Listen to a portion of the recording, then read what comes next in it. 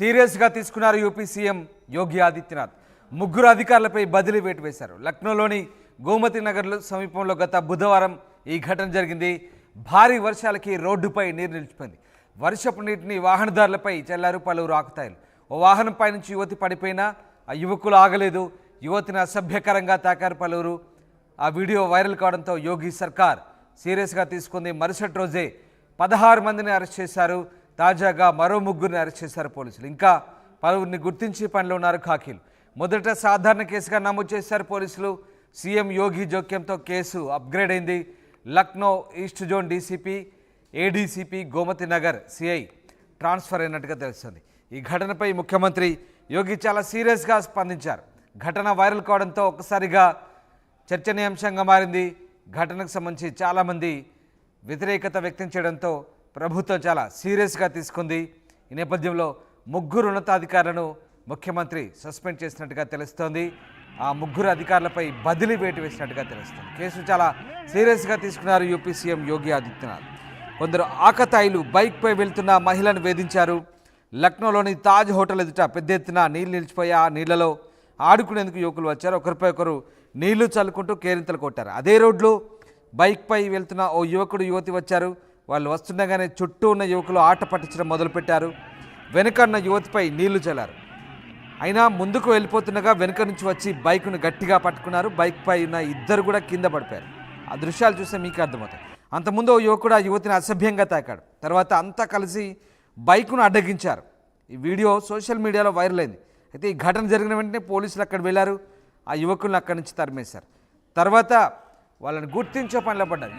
ఆ దృశ్యాలు చూడొచ్చు. విచక్షణ రహితంగా యువకులంతా కూడా వర్షపు నీళ్ళలో కేరింతలు కడుతూ బైక్ వైపు వెళ్తున్నటువంటి ఆ బైక్ని అడ్డగించారు. బైక్ని అడ్డగించి ఆ యువతిని అసభ్యంగా తాకడం, యువతిని లాగి కింద పడేశారు. బైక్ని కూడా కింద పడేయడంతో ఒక్కసారిగా అదుపు తప్పి వాళ్ళు నీళ్ళలో పడిపోయారు. నీళ్ళలో పడిపోగానే అసభ్యంగా తాకుతూ ఆ వెకిలి చేష్టలు చేశారు ఆ యువకులు.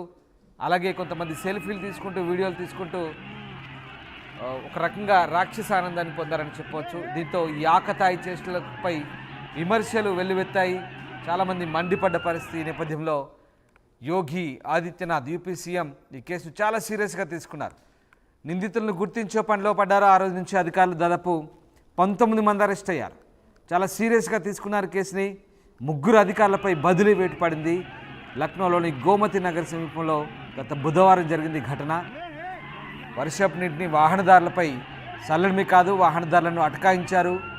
వాహనదారులను ఇబ్బందులకు గురి చేశారు. ఓ యువతిని వేధించారు కూడా. అదంతా కూడా వైరల్ అయింది. యువతిని అసభ్యకరంగా కూడా తాకారు. ఆ వీడియో వైరల్ కావడంతో యూపీ సర్కార్ చాలా సీరియస్గా తీసుకుంది. మరుసటి రోజే 16 మందిని గుర్తించి అరెస్ట్ చేశారు. తాజాగా మరొక ముగ్గురిని అరెస్ట్ చేశారు. ఇంకా పలువురిని గుర్తించే పనిలో ఉన్నారు. మొదట చాలా సింపుల్గా తీసుకున్నారు. సాధారణ కేసుగా పోలీసులు నమోదు చేశారు. తర్వాత ముఖ్యమంత్రి జోక్యంతో కేసు అప్గ్రేడ్ అయింది. Lucknow east zone DCP, ADCP, Gomti Nagar CI ఈ ముగ్గురిని కూడా ట్రాన్స్ఫర్ చేస్తూ ప్రభుత్వ నిర్ణయం తీసుకుంది. ముగ్గురు ఉన్నతాధికారులని ట్రాన్స్ఫర్ చేయడం, బదిలీ చేయడం అంటే మామూలు విషయం కాదు. ఎందుకంటే ఆకతాయిల పని చాలా దుర్మార్గంగా వ్యవహరించారు.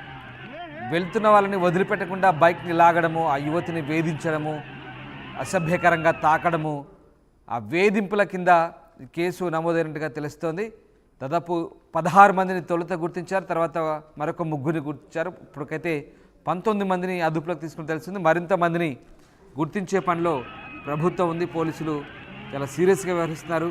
ముఖ్యమంత్రి దృష్టికి వెళ్ళడంతో ముఖ్యమంత్రి దీన్ని చాలా సీరియస్గా తీసుకొని దర్యాప్తు చేయమని ఆదేశించినట్టుగా తెలుస్తుంది. ఈ ఘటనపై ఇప్పటికే ముగ్గురిని ట్రాన్స్ఫర్ చేశారు. దాదాపు అందులో ఒక ఉన్నత స్థాయి అధికారి కూడా ఉన్నాడు. ఇప్పటికే ముగ్గురు ఉన్నత స్థాయి అధికారులు ఉన్నారు.